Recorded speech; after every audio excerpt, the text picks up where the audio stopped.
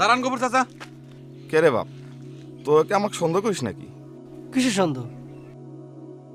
এই মার্ডারকারী? আপনি কারে মার্ডার করেছেন যে আপনারা আমরা সন্দেহ করতে যাব? কি বলতেছেন এসব কথা? এই তো ইমানদার বান্দার মতো কথা কইছিস। সন্দেহ করা ভালো কাজ না রে বাপ। সন্দেহ করলি মানুষের ইমান নষ্ট হয়। শুনেন গোবর চাচা, আমাকে একটা উপকার করতে পারবেন? এইটা কি কস বাপধন? আমি তো তোকে উপকার করার জন্য যাচ্ছিলাম। হ্যাঁ, তালিপরে তো ভালোই হইলো, ভালো হয়েছে। আচ্ছা বাপধন, কত তোকে কি কিসিমের উপকার দরকার?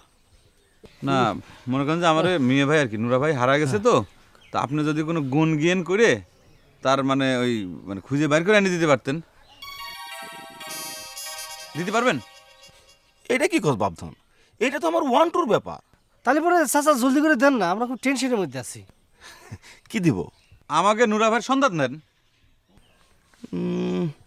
সেটার জন্য তো বাটি চালান দিতে হবে। একটা নতুন কাঁসার বাটি আর 101 টাকা লাগবে না। ঠেকালেন, টাকা পয়সা তো আর নাই।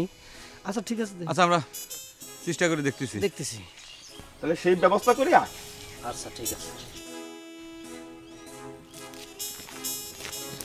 কি করবি নবা? বাটি নালে আনতে আর পারে। টাকা কোনে ভাবি? বাটি তো আছে বাড়িতে, টাকা লাগবে না? আচ্ছা চল দেখবি। আচ্ছা তাইতে না করছে তাতে কি?